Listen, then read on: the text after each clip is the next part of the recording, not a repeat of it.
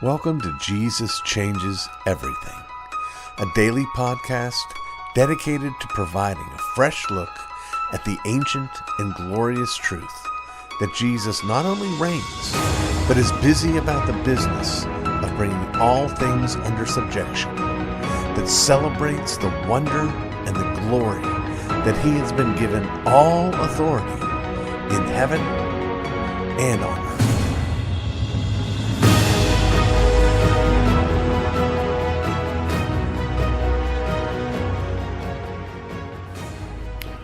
What if 2021 proves to be a year in which we have a great economic meltdown? We have a massive health crisis with tens of thousands of people being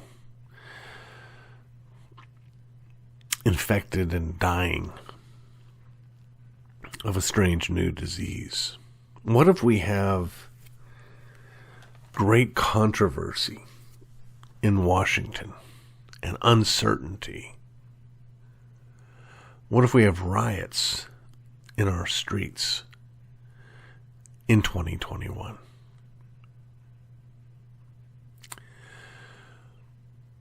Probably wouldn't seem likely 2 years ago for you to imagine 2021 turning out that way. But having lived through most of 2020, you see that all of this is quite possible. Now, I mention all this because I'm thinking through my work over the past year. I've been busy writing, and I've been busy teaching, and I have been busy with this podcast in the midst of all of these strange things that we've gone through this year. And I like to believe that I have, by God's grace, successfully struck a healthy balance. That is, I'm not only speaking to the headlines of the day, but I'm not fearful to speak to the headlines of the day. I am, at one and the same time, affirming that Jesus saves us and that we have a promise of a blessed eternity, but also that Jesus is active in the here and now, that he's bringing all things into subjection. I'm not in calling this podcast Jesus Changes Everything, taking the posture that Jesus only changes some things. That what he's concerned about is getting souls saved and the means of grace, and everything else is a matter of great insignificance. That's not what we believe here. And so out of this, I hope that what has that you have been served over this past year by this podcast, that you have heard a voice that rests in the sovereignty of God without becoming passive.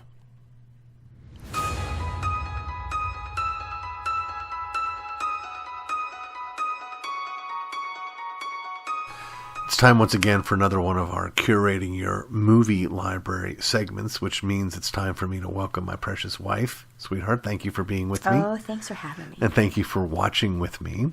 Yeah, well, of course. This is one of those movies that we're going to talk about today that I suggested that we watch together, that you were not as familiar with, though certainly the stars you were familiar with. And for those who would be looking for it, they would find it under the classics section. This is a movie from probably mid-60s. I'm not exactly sure. 63. And it stars Cary Grant And Audrey Hepburn. My favorite. Yeah, well, everybody's favorite. Yes. Who doesn't love Audrey Hepburn? And Cary Grant. The movie's called Charade. And I should tell you, I don't know that I mentioned this to you, but when we were watching the opening credits run, I was surprised that it didn't say it was directed by Alfred Hitchcock. I thought it was a Hitchcock film because Cary Grant's in a number of Hitchcock films, and Hitchcock films tend to have one word in them: Birds, Psycho, Suspicion, etc. Not all of them, but a lot of them. So I thought it was, but it wasn't. You want to give us your perspective on the appeal? This is, I don't want to give too much away because this is one of those movies that you're not supposed to know everything that's going on. And right, and it starts where she and her friend are, Audrey Hepburn and her friend are in the French Alps. Yes. And she starts to have a gleaning toward Cary Grant and starts to kind of crush on him. And he's very charming and very witty. Charming, just walks up. But that's all part of the plot. And she returns to Paris to find that her husband has been murdered. And lo and behold, there he is. Yes. And we go from there, and we have, like an onion, we have layers being revealed, and we have double crossing. By the way, we do have a couple of other fairly well-known actors in this. James Coburn has a significant role. George Kennedy has a significant role. And it's just, sweetheart, I never expected me to be this person. I'm the guy who likes the plot.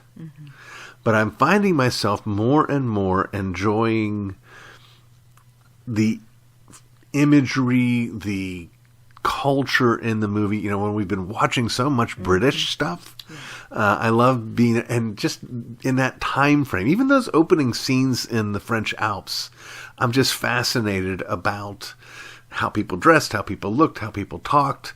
There's a lot to... There's a lot of refinement. Yes, well said. Yeah, a lot of good, excellent refinement. And that lends this mystery and uncertainty an even nicer element of the movie. Something else about it, to see if you agree with this. I mean, these are some bad guys. But there's a level at which this is a kind of cozy.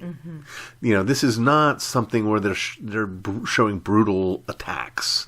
The murder happens off screen, and even though these guys are bad guys, I mean, with Cary Grant's on camera, you can't be terrified. True, but now if you remember, the murder of her husband's off screen. Right. The murder of the three friends of the husband are on screen. That's true. So there are a couple. I mean, it's not gory, but I do think that one of them's a little... I don't want to go too far on the other side in describing it. It's not Agatha Christie. Right, it's not an Agatha Christie. But it has got a hint of mystery to it. That's really kind of part of the movie itself. Yeah, and some charm that borders on comedy. It's not jokes, it's not slapstick, but just especially the interaction between the two stars. It's charming. It really is on both accounts. I mean, you think about how absolutely gifted Cary Grant was at exuding that charm and sort of being in control. And then you think, well, who in the world could possibly match that? And the only answer is Audrey. Yes, exactly. I mean, what a great pairing. And to me, this is, at the end of the day, the ending turned out to be a surprise to me. I don't want to talk about what it is, but I've said before, I love not knowing where it's going. I mean, it's a love-hate thing. I get really frustrated because I want to know, but then when they're able to beat me, I enjoy that. And I was surprised at the very end. And I should say, again, in terms of it being somewhat light, it does have a happy ending. It does have a very happy ending. Yes, and everybody lives happily ever after that needs to. So it was a good twist. Yes, it was a great twist. Charade. Yes, well titled. Let's commend that to you. Again, nothing that you need to be embarrassed about or ashamed of. It's clean. And again, it's engaging. I mean, sometimes we feel like, with especially those old images it's from the 60s. We feel like it's hard to enter in because it's so distant from us when the movie's made back then. It's not just a period piece. It was made back then, and you might think it's going to be slow. It doesn't fit our sensibilities, but boy, this just grabs you and holds you, and it's just a sweet, fun movie to watch. I hope that folks will give it a chance, and as always, that they'll let us know what they think. Sweetheart, I appreciate you taking the time to watch with me and to talk with me. You're my joy, and I love you. Thank you, baby. Thank you.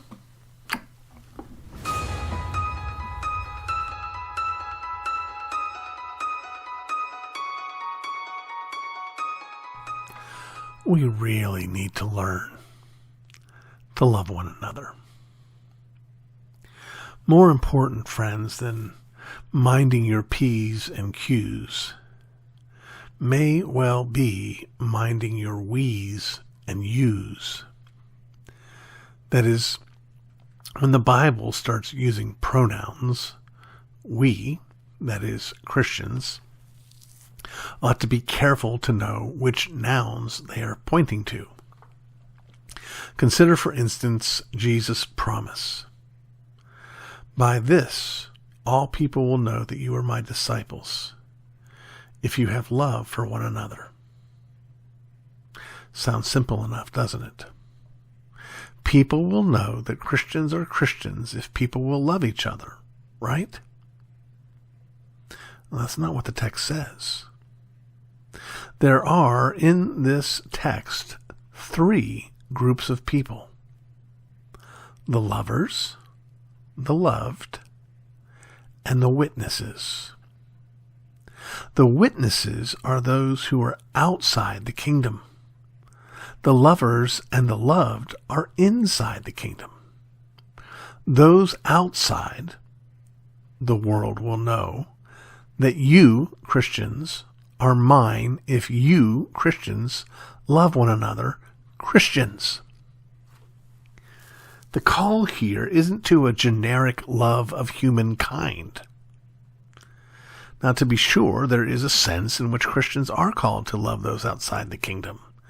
We are, after all, called to love our enemies. But that isn't the point in this text. Instead, this text is a call to love within the body of Christ. Do not miss the power here. Jesus does not merely say it's a good thing for brethren to dwell together in unity. He does not merely say the church will be a more joyful place when we love one another.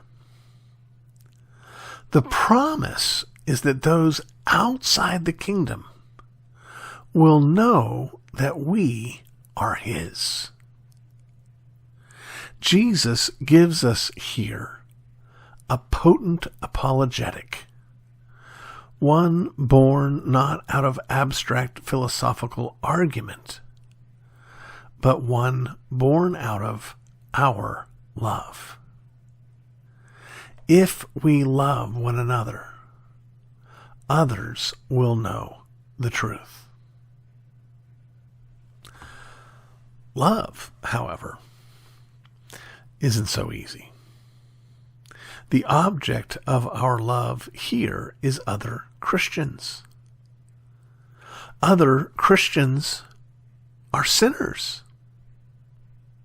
They, well, see, we do need to mind our pronouns, don't we? That is, we are full of pride and envy, selfishness, and malice. Wouldn't it have made more sense if Jesus said that they would know that we are his by our love for him? Jesus, after all, is easy to love. He redeemed us. He indwells us. And he, the one who is easy to love, calls us to love one another.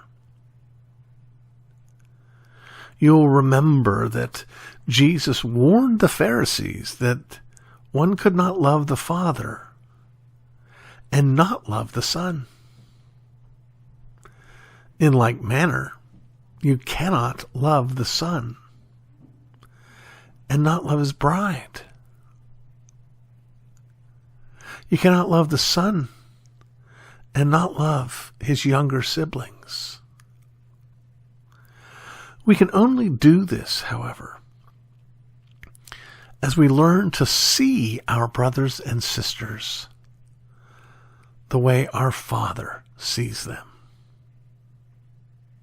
Yes, in ourselves, we are sinners. But we are not in ourselves. Our Father looks upon us and sees Jesus. We must do the same. Christians, that is we, Christians are full of bad motives, bad theology, and bad breath. We are likewise full of the Holy Spirit. We are covered by the Holy Son. We are beloved of the Holy Father. So let us love one another, even as we are loved. And maybe, just maybe, God might use our love to show forth his glory to those outside. Maybe by our love, some who are they will become we who are we.